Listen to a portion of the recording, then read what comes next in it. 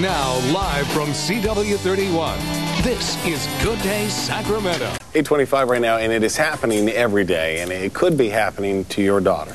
Recently, we've seen a lot of stories about girls being bullied or bullying happening between other girls. In fact, it really couldn't be more current. It's right on the cover of People magazine this week. But as a parent, what can you do to stop it? Randi Shafton is the founder of Girl360.net out of the Bay Area, a website dedicated to girl empowerment. That might be kind of a simplistic way of putting it, but it's a great website. A lot of good resources for girls and young women. Let's talk about bullying. I'm shocked to hear that this goes on between girls. So as people, parent age, are we just being naive? No, I don't think we are being naive. I think bullying has existed in a lot of formats. For sure, in the yesteryears, it was a lot simpler because it was face-to-face. Today, cyberbullying is taking on a whole new level of meanness. First of all, just the breadth. It's far and wide, and it's endless. It just never ceases to stop. With texting, with emailing, and with technology today, you can basically bully 24/7, and I think the consequences and the hurtfulness is far more severe today than it ever was before. I'm really surprised. Can you mind if I grab that for a second? I was really surprised. I saw this in the store yesterday, the picture of this gal. I would say I was bullied in school, but I'm kind of this awkward, annoying, kid, and I would understand that. This is a beautiful young lady. There's seemingly no physical reason to bully her and so forth. Her lifestyle and everything sounds like there's no reason to bully her. So you might think your kid is perfectly safe. No.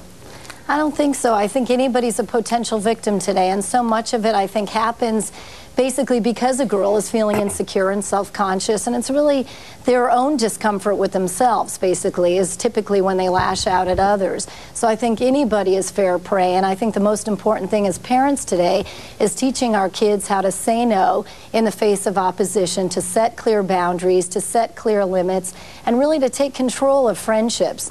And I think parents, especially mothers for daughters, we have to model kind friendships for our daughters. Right. I think we have to teach them civility, respect, kindness, and boundary setting. Sure, they're very perceptive kids, much more so than parents give them credit for. In fact, we've got some tips for you too, some things to do if you find your daughter is a victim of bullying, or she's, you're getting the feeling that people are trying to push her around. The first one you say is to encourage her to talk or confront the bully. That seems terrifying as a child because they think it's just going to make it worse. Right.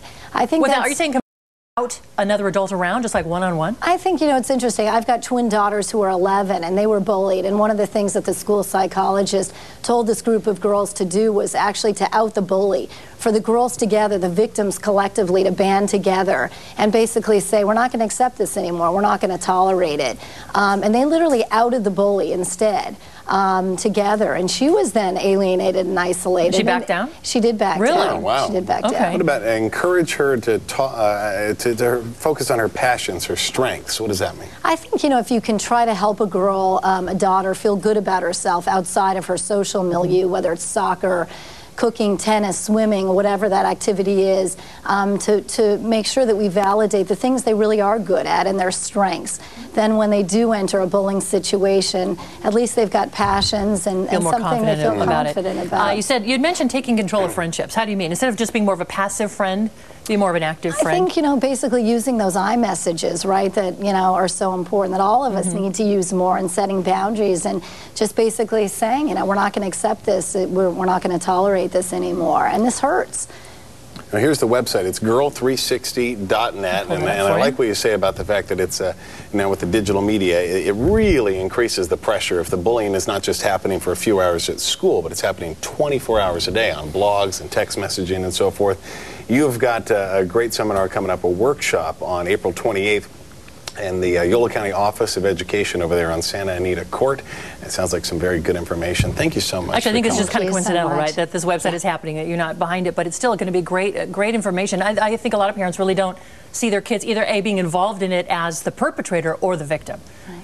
That's the hardest part. Oh, thank you so much for coming in. Thank you so much. Have a great day. Thank you. Really coming to light among teenage girls again. And if you want to know more about preventing bullying, as we said, and dealing with it head on, that Yolo County Child Care Planning Council and Child Care Services workshop is coming up next Wednesday, a week from this Wednesday, at the Yolo County Office of Education Conference Center from 5:30 to 8:30 p.m. It's going to focus on young children and elementary ages, and the workshop is intended for parents and educators alike. Nice. Be good. There's a phone number for you.